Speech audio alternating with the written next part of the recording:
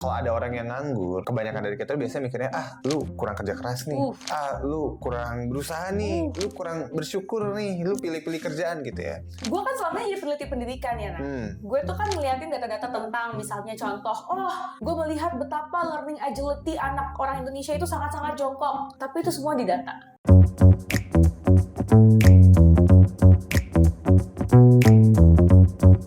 Oke, halo semuanya.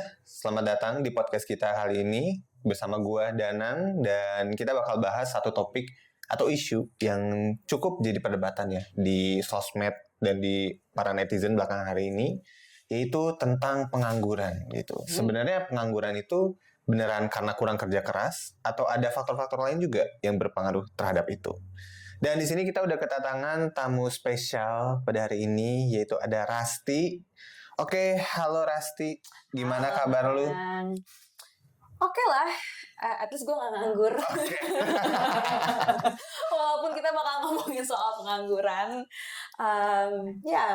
Oke, tapi di sini mungkin teman-teman juga bertanya-tanya ya, sebenarnya Rasti itu siapa sih? Dan gue pun juga pengen dengar lah ya dari lu, bisa perkenalan dulu. Mungkin teman-teman di sini penasaran, gue tuh ngundang siapa? Mungkin bisa dari lu kenalan dulu. Gue Rasti. Apalagi nih? Sebenarnya background lu, gimana sih latar belakang karir lu tuh? Latar belakang karir, oke. Gue Rasti, cita-cita karir, panjang nanti ya, cita-cita karir gue selalu kepengen jadi pendongeng. Oke, pendongeng. Karena gue percaya bercerita, menyampaikan sesuatu itu tuh menyampaikan informasi yang mendidik orang. Dan mendongeng itu tuh bisa membentuk orang, kira-kira seperti itulah. Terus gue bingung, kalau mau jadi pendongeng kuliahnya apa? Oke. Nggak ada jurusan storytelling gitu kan di sini. Atau pada zaman itu gue mau masuk kuliah nggak ada. Akhirnya gue cap-cip-cup, gue pilih psikologi yang gue pikir bisa bantu gue jadi pendongeng. Oke, berarti psikologi ya? Psikologi, tapi gue nggak pernah kepengen jadi psikolog. Oh gitu, oke.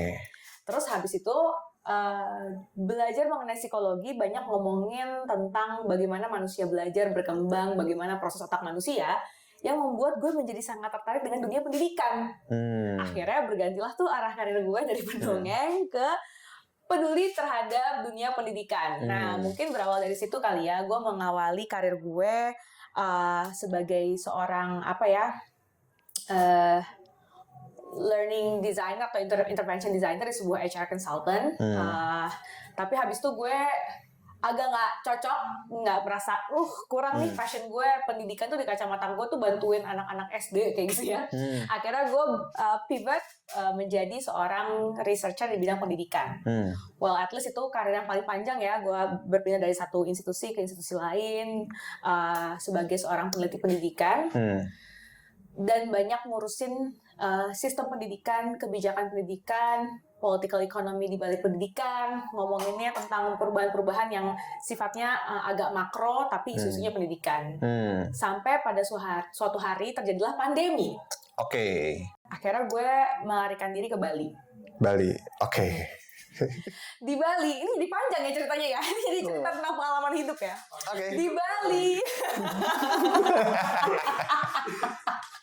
Di Bali, gue kan selama ini jadi peneliti pendidikan ya, Gue tuh kan ngeliatin data-data tentang misalnya contoh, gue menemukan bahwa anak kelas 2 SD sama anak kelas 12 SMA itu pengetahuan matematikanya sama aja alias nggak berkembang sama sekali, misalnya gitu.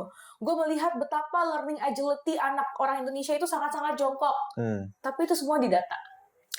Levelnya sebagai peneliti. Ketika gue ke Bali, ada orang yang kehilangan banyak pekerjaan pada saat pandemi dan mereka tidak bisa mendapatkan pekerjaan yang lain di luar sektor pada saat itu hospitality atau pariwisata karena mereka tidak punya skill yang cukup untuk mempelajari hal baru. Oke. Karena pada saat pandemi itu hampir setiap bisnis juga banyak yang akhirnya deactivate, banyak juga yang akhirnya bangkrut gitu ya, dan termasuk gue. Gak susah. Nah, disitulah kebetulan gue dipertemukan sama sahabat gue yang sekarang CEO-nya Indonesia. Dia punya misi ini untuk membantu para pekerja-pekerja yang susah mencari kerja atau pekerja-pekerja yang mungkin terjebak di pekerjaan-pekerjaan yang di sektor informal sehingga tidak bisa berkembang secara karir. Dan gue bilang, gila, gue juga punya kekhawatiran yang sama. Gue punya kefrustasian kenapa orang-orang itu susah sekali untuk mempelajari hal baru. Dan gue juga mau bikin ini bareng-bareng. Dan ya setelah itu terciptalah Thalanesia ya. adalah Thalanesia. Oke. Dan Thalanesia ini artinya lu dan sahabat lu Aldo ya, bangun Thalanesia itu memang untuk mengatasi isu dari pengangguran ini kah? Atau sebetulnya lu ada tujuan lain juga yang mau lu coba untuk solve gitu, isu-isu anything you want to solve? Mungkin pengangguran salah satu simptomnya, tapi sebenarnya adalah berangkat dari rasa khawatir kita, kenapa sih orang ini tuh, orang Indonesia atau termasuk gue juga sebenarnya menjadi korban dari sebuah sistem pendidikan yang nggak cukup membekali gue skill-skill untuk bisa beradaptasi dengan cepat seiring dengan pertumbuhan zaman atau perkembangan zaman. Mungkin salah satu simptomnya adalah pengangguran. Simptom yang lain adalah stuck di karir yang saat ini misalnya. Misalnya karirnya nggak naik-naik. Simptom yang lain apa ya? Atau misalnya banyak posisi-posisi top di banyak perusahaan itu tidak bisa diisi oleh orang Indonesia misalnya. Karena ya kita nggak punya skill untuk berkembang ke atas, jadi kayak mentok aja gitu. Itu banyak simptomnya. Oke. Dan kalau ngomongin soal pengangguran, mungkin yang belakang ini gue sering dengar juga gitu ya. Kayak kalau ada orang yang nganggur, itu kebanyakan dari kita biasanya mikirnya, lu kurang kerja keras nih.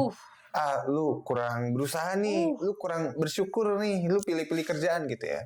Tapi sebenarnya kalau masalah pengangguran itu apakah benar-benar karena orangnya itu malas atau kurang kerja keras, atau sebenarnya ada faktor atau big picture lain yang sebenarnya kita tuh miss untuk memperhatikan itu?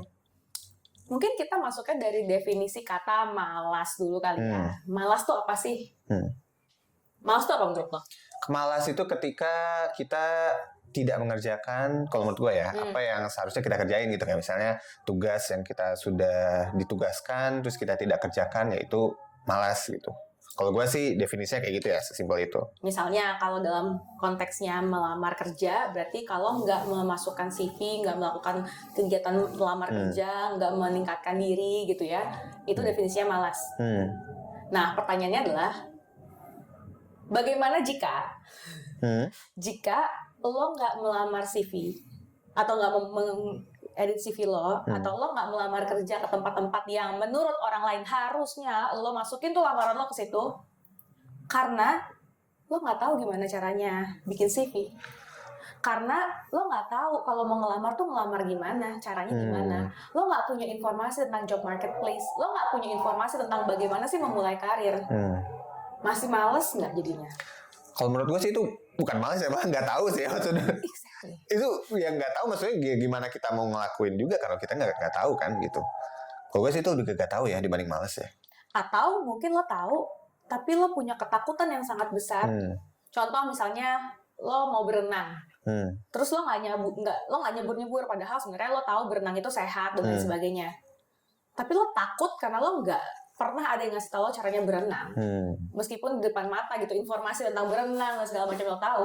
Ketika lo nggak nyebur kan bukan karena malas, tapi karena lo nggak cukup punya modal psikologis gitu ya, berupa keberanian. Karena lo tahu bahwa nggak pernah ada yang ngajarin gue berenang, gue nggak pernah melihat secara dekat bagaimana caranya berenang gitu kan, sehingga gue nggak berani, gue takut menyebur. Dan itu yang sebenarnya apa ya, banyak disalahartikan oleh orang-orang menjadi malas.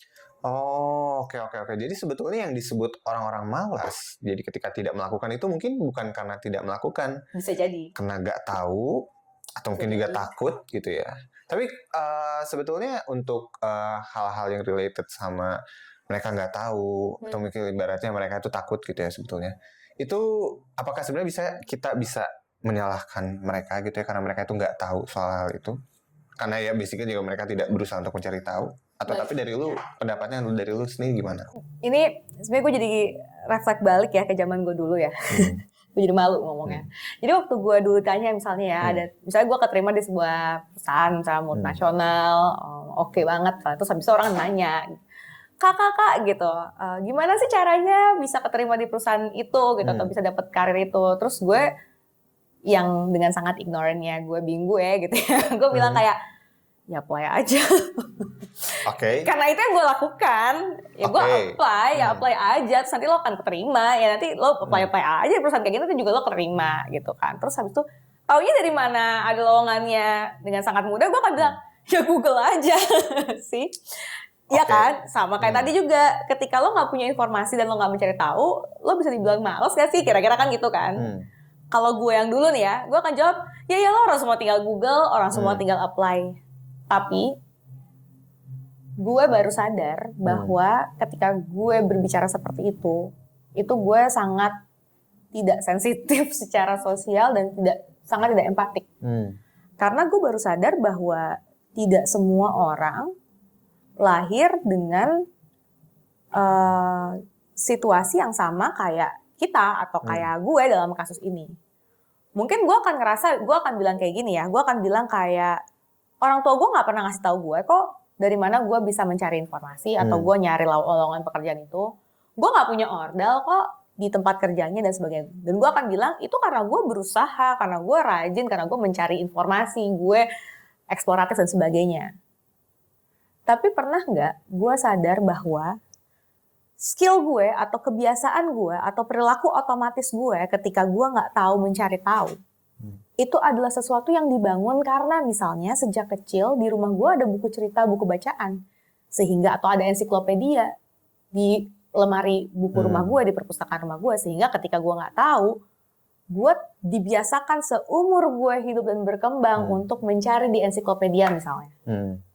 Atau misalnya ketika gue punya otomatis perilaku untuk googling, karena walaupun misalnya zaman belum, gak tau ya kita hidupnya kayaknya bukan di generasi yang sama, tapi zaman gue dulu ada yang namanya Encarta Ensiklopedia. Pernah dengar gak? Gak kedengar, berarti kita beda generasi ya? Beda generasi, tapi zaman gue tuh ada. Jadi waktu itu Google belum booming gitu ya zaman gue kecil, tapi gue tahu bahwa, dan internet mungkin belum sebegitunya, internet masih mahal banget, tapi gue tahu ketika gue mau tahu sesuatu, gue bisa buka, nyalain komputer gitu ya, PC zaman gue yang dicetlok gitu ya, terus gue bisa klik di Encarta apa yang mau gue cari, dan ini sesuatu yang I grew up with. Sekarang gimana kita mau berharap seseorang punya perilaku respon otomatis untuk misalnya buka laptop, cari di Google, tahu kata kuncinya, kalau bahkan dia tumbuh besar misalnya di dunia yang di rumahnya mungkin minim buku cerita, sehingga mencari informasi itu bukan hal yang dibiasakan sejak kecil. Atau mungkin dia tumbuh di keluarga yang nggak ada komputer atau laptop, sehingga untuk terbiasa pakai laptop aja udah sulit. Dan ini banyak ditemui, bukan banyak sih, lumayan lah beberapa ditemui, bahkan lulusan universitas pun lalu bergabung ke Talent Asia pun masih bingung caranya buka email seperti apa, atau misalnya mengetik belum terbiasa 10 jari cepet kayak gitu. Karena memang tidak terbiasa. Nah, bagaimana perilaku itu kita bisa harapkan, perilaku mencari, googling, terus tahu kata kuncinya apa dan segala macam itu kita bisa harapkan jika sejak kecil kita tidak pernah terekspos atau tumbuh besar dengan pengalaman-pengalaman seperti itu. Jadi segregasi sosial itu memang jaraknya sejauh itu. Psychological capital psikologis. Sesederhana, kalau lo merasa mampu dan lo merasa cukup, lo akan cenderung lebih percaya diri, sehingga lo lebih